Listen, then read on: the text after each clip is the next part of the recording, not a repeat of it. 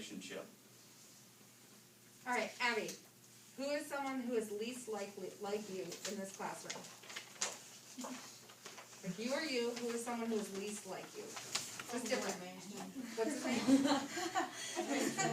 Mason. Hi, Mason. I'm Emily. It's nice to meet you. Okay, so when I got hired, I maybe was Abby, and then there was someone named Cheryl who had worked for our company for 25 years, had built this incredible legacy, could craft literally anything out of anything, kept everything because she was just so resourceful.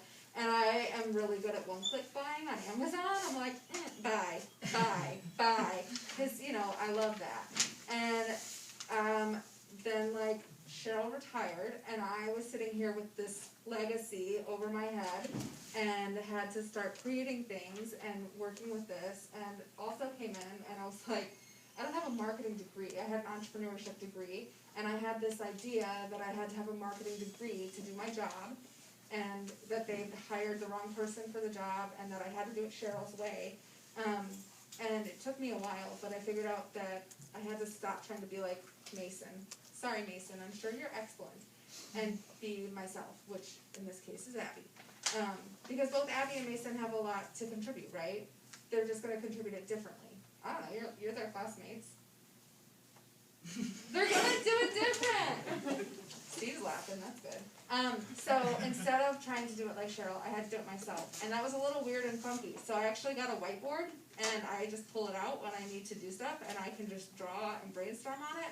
And I got thinking putty, which is like just squishy crap, and like a squishy unicorn, because I was trying to be creative, and I couldn't just sit at this desk in a cubicle and try to make things flow from my head. And I have a painting of a llama at my desk, and a random wreath, and we named them Aretha Franklin and Dalai Lama.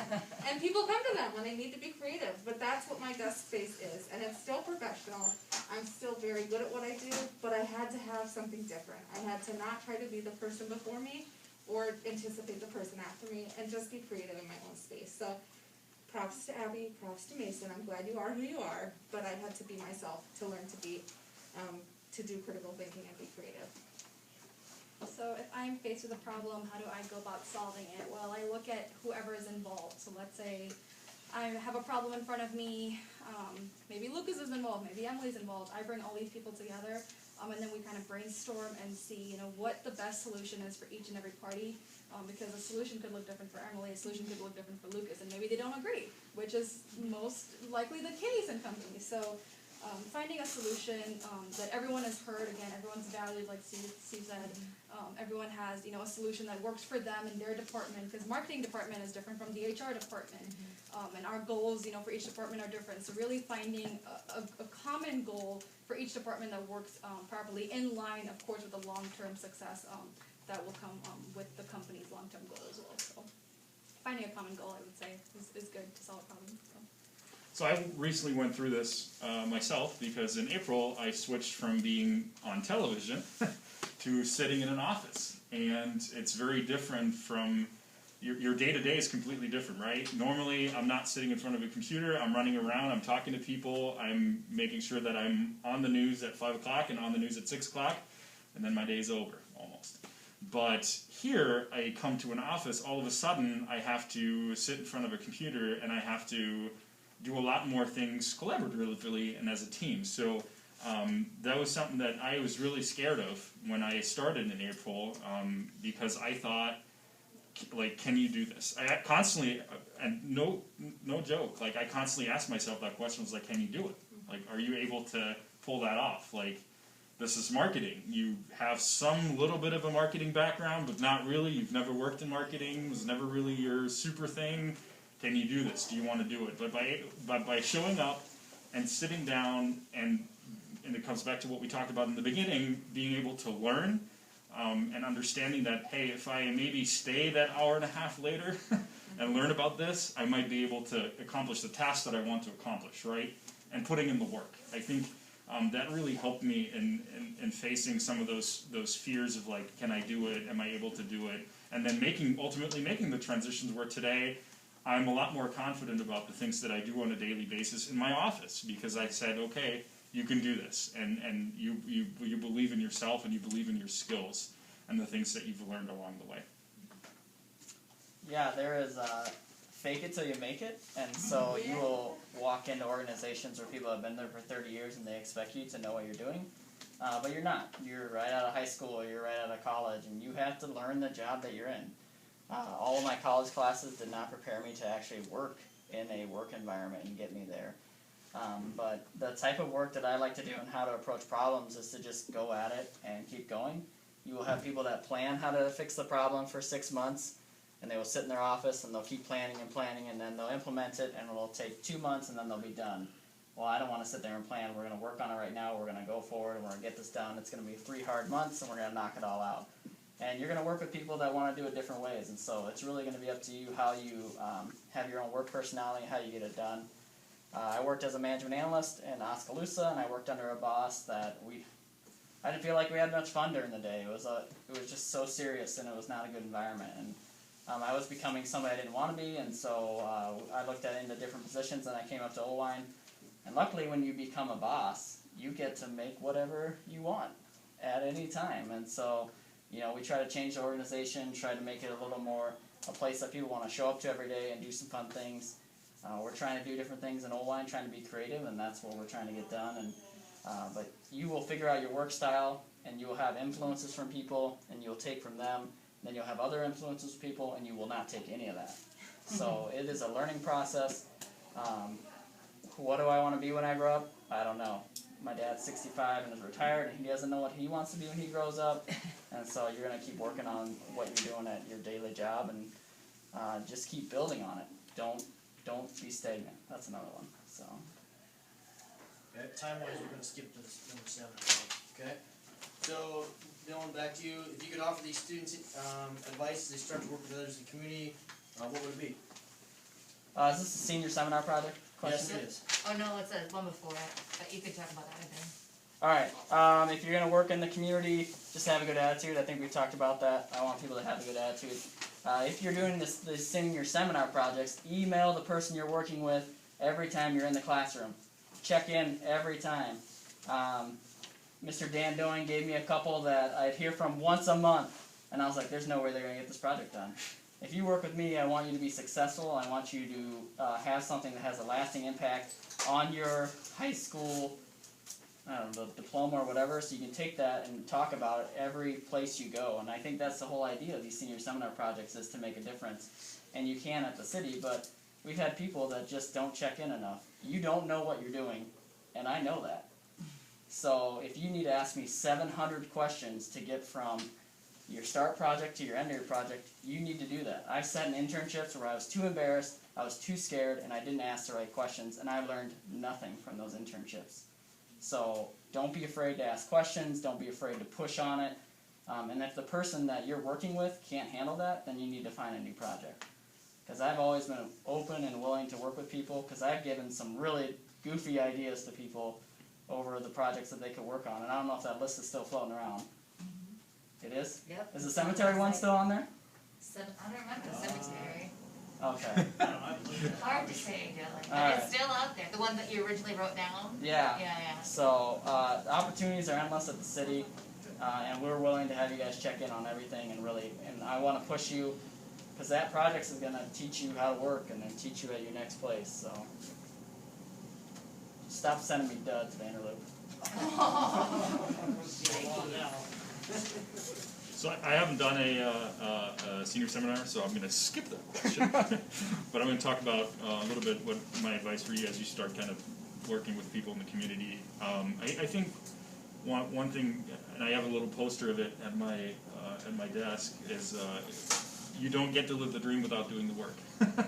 And I really believe in that. One thing that you should really do always is show up. You know, do what you said you were going to do, and just kind of follow the things that you wanted to do. And then the other thing that's really important to me is just treat people like you want to be treated. It's a really simple thing, and I shouldn't even say it, but for me it's just because we should all embrace that.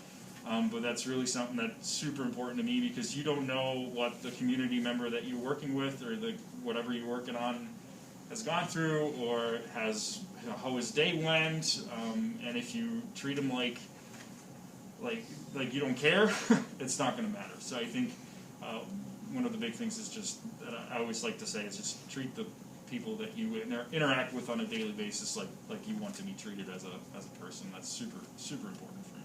Yeah. I think my first piece of advice is, you know, if you ever have free time, always brush up on a skill. And that could just be as simple as learning how to do PowerPoint. And, you know, we all know how to do it, you know the basics, but become specialized in it, or Excel. You know, these are tools that are simple, but we use them in our office all the time. And then if you're in an interview and you say, hey, I'm specialized in Excel, I have a certification in it, and I can really use my skills in your company. So even if you don't have all the marketing experience or the best graphics or whatever, if you have this one skill, or if you say I am a really good communicator and this is how I've shown I have been a good communicator. So my piece of advice would be just to brush up on a skill, and it could be any skill, whether it could be painting, anything. It qualifies. It shows not only that you can put in the work, but you're also committed to a skill. You can stick with it, and then that will really that's a lot for recruiters, in my opinion. Yeah. Mine is twofold. So the first one is keep your best foot forward, because somebody is always watching you. And that showed up a lot in my life. I had no idea my current boss was watching what I was doing at my previous job until he reached out about their current opening. Just had no clue that he was even paying attention, and he totally was, and it turned out to be a really good opportunity. And the second one is never be too good for work. So our owner-operator has 12 stores and 650 employees, and I mean, like I said, multi-million-dollar properties, but he's the first one to pick up trash at any of the stores, every time. Like, we walk in with the McDonald's corporate vice presidents, and he's the first one that's picking up napkins in the parking lot. And you might say that's maintenance's job, or that's somebody else. No, like, he is in a suit and tie and doing it. So that's always been a really good example to me, to never be too good for any job in your company, no matter where you're at. Baseline stuff, show up on time, wear the outfit and attire that the work expects you to wear, so don't make that an issue out of the gate. Be inquisitive and be positive. I think if you do those 4 things as you're getting started, you'll be in a pretty damn good position compared to a lot of your peers. Okay, so I know we've done a lot of work with the city on for seminar projects, or not a lot, but for experience. We have had some internships at City Laundry. Wondering, then it goes for McDonald's and also for the hospital. How open are you to working with the students? I mean, with COVID and all that jazz, is it? Yeah. Or is that what's that look like? I think it just depends on what you're looking for, and then we're definitely willing to work with you. Yeah. So we just had today, like, we had an intern start today, for example. We knew her, she had been at City previously. I know for a fact that it was a big process, because we want to limit the amount of people that go in and out of the facility as much as possible. But certainly if there's a specific interest that you have and you're like, man, I'm really curious about this, reach out. I mean, it can't hurt, And especially if you want to do a marketing internship, or if you want to do an HR internship, whatever it could be, accounting. If you want to see what a manufacturing plant looks like, or production facility, whatever it may be, and we don't have an opening, just contact us, and we can make it happen. That's why we're a smaller company, because we can work on a dime like that. And we had a marketing intern start this morning, and she's already been there before. And she's starting here again because she's, shown interest, like, hey, I want to work for City again, I want to have a marketing internship, and then we made it happen. So if that's something you'd be interested in, and whatever department it is, just let us know, and then we make it happen. We are accustomed to working with students, so we worked with the Jessup CAPS program. Obviously, COVID hit right as we were getting going with that. So certainly that is a challenge. We don't want a lot of additional bodies in the hospital environment, given that we work with a lot of immunocompromised individuals, but there definitely are those opportunities. I think I signed a memorandum of understanding with the guidance counselor here to start doing some work with Oline students, and so I am definitely more than willing to take any contact from any students who are interested in the healthcare environment, want to chat with a particular staff member about what it looks like, and then I think in a few months we'll have a little bit better ability to bring people in for that sort of stuff, so. Awesome. Yep. Alright, Alright, thank give a round of applause. Thanks for doing it.